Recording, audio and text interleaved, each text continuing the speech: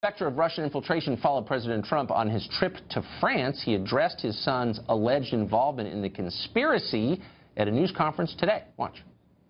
I have a son who is a great young man. He's a fine person. He took a meeting with a lawyer from Russia.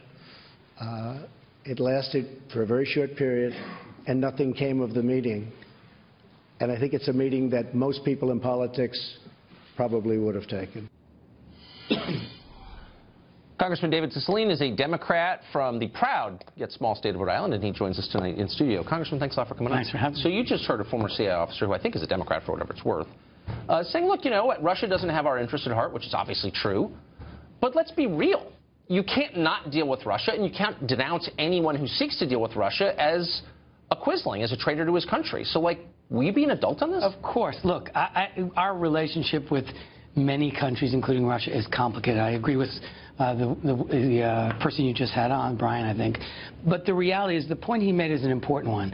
It is a complicated relationship, but we need to understand the Russian government interfered in our presidential election. We should be serious about that. We should conduct the ongoing investigations. We should hold them to account. We should sanction them. We should make it clear, don't you ever do this again to America. Look, I mean, like, how honest do we want to be here? No, let me just how say, many, is Russia the first government to interfere in our election? No, I'm just asking. No, I'm we're sure so outraged it's not. by this. We should be outraged by the time, at the time that any foreign government interferes in presidential elections. I'm with you there. And the reality is, it is very important that the Russians understand, by the way we respond to this interference, that America is not going to allow that. That we hold our democracy to be sacred. Not going to allow what exactly? Is not going to allow the government to participate in using hacked, stolen emails, putting Russian internet bots onto the internet to promote Russian RT propaganda. This is the conclusion, not of mine. Stop. This is the conclusion. You're a member of Congress. 4 intelligence agencies and agreed to by 17. I'm glad you've... No, 17 who have agreed to the findings of 4. You don't need to point to bureaucrats to justify your point. No, I'm not talking about bureaucrats. These are intelligence professionals. Let's not diminish them.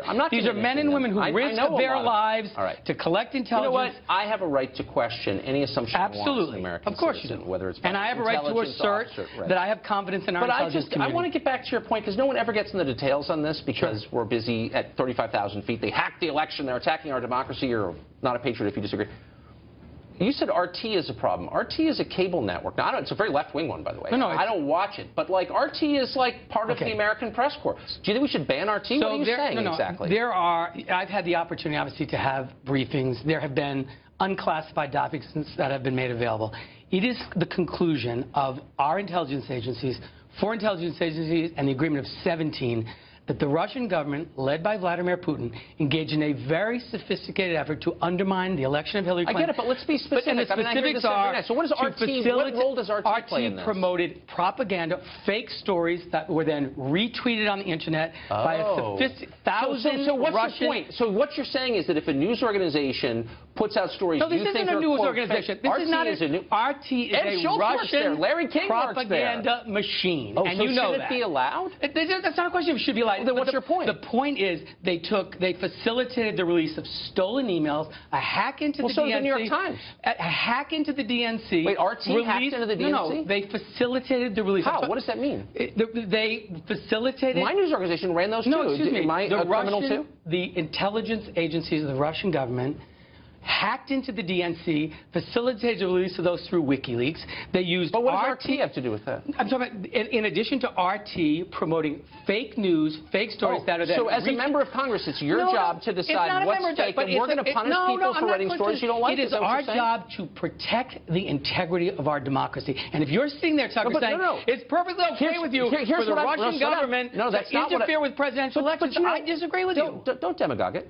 I'm not saying that, and you know I'm not. Well, I'm asking you specific questions that you don't want to answer. No, I'm answering them. You throw out RT as a problem, and I'm asking, in what way is RT a problem, and what should we do about it? Well, there's nothing we can do about it. Russian propaganda can do this, but what we can do is protect our democracy from it. And we can How can we protect our democracy from RT? We can punish the Russians for what they did. We can impose sanctions. For having a cable network here. No, it's not a cable network. It's Russian propaganda that promotes false information that gets reposted on the internet, shared with viewers. What role does Larry King play in this?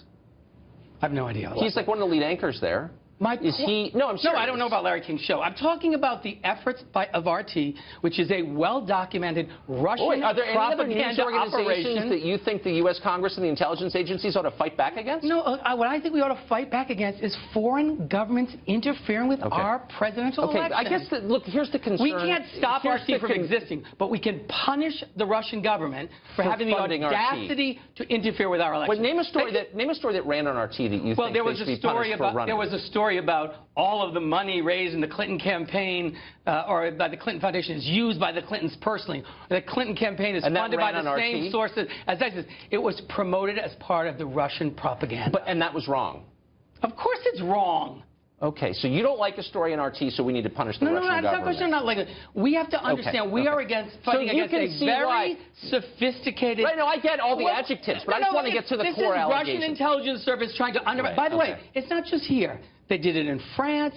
They tried to do it in Germany. They are trying to destabilize Western democracy around the world. You're getting louder and broader. I'm trying to get you to get quieter and more precise. Because it's important. Okay, I know it's important, and because it is, I want specific answers. But let me just ask you an overview question, since that's where you want to go.